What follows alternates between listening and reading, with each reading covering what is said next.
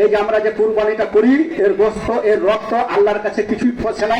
আল্লাহ পাক বলেন শুধু পৌঁছে তোমাদের মনে তাকওয়া কাযালিকা সাক্খারা লাকুম।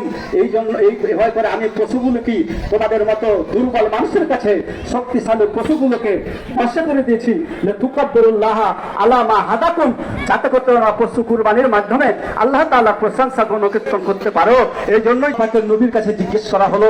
আমি আগেই বলেছি যে সাহাবীরা জিজ্ঞেস করলেন মা হাজিহিল আযাহি, কুরবানিকে কি? তাহলে আমি বলেন ক্বালা সুন্নাত আবিকুম ইব্রাহিম আলাইহিস সালাম, এটা তোমাদের জাতির পিতা হযরত ইব্রাহিম আলাইহিস সালামের সুন্নাত। তো ফামা লানা ফিহা ইয়া রাসূলুল্লাহ, এর মধ্যে উপকারিতা কি? তো কালা বিকুল্লি শারাতিন হাসানাতুন, প্রতিটা পশমের বিনিময়ে একটি করে তোমাদের আমল নামে লিপিবদ্ধ করে দেওয়া হবে। কারণ আয়েশা ক্বালাত ক্বালা রাসূলুল্লাহ সাল্লাল্লাহু আলাইহি ওয়াসাল্লাম মা আমিলা ইবনে আদম আমিন আমালিল আমাল নাহরি আহাব ইলাইহি মিন ইহরাকি দামে।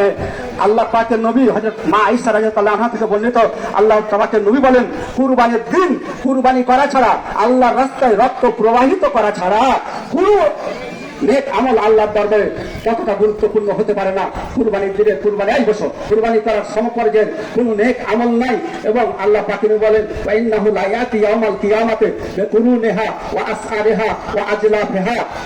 এবং আমরা যে পশুটা কুরবানি করলাম এই কুরবানি পশুটা অবিকল ভিড় নিয়ে সিং নিয়ে পশম নিয়ে আমার আমল নামায় হাজির হয়ে যাবে কিয়ামতের দিন। ওয়াইন্নাদ দামা লা ইয়াকাউ মিনাল্লাহি বিমাকানিন কাবলা ইয়াকাবিল আরজে। আল্লাহ নবী বলেন যে আল্লাহর সন্তুষ্টির জন্য যখন আমরা কুরবানি করব, জবাই করার সাথে সাথে রক্তটা মাটিতে পড়া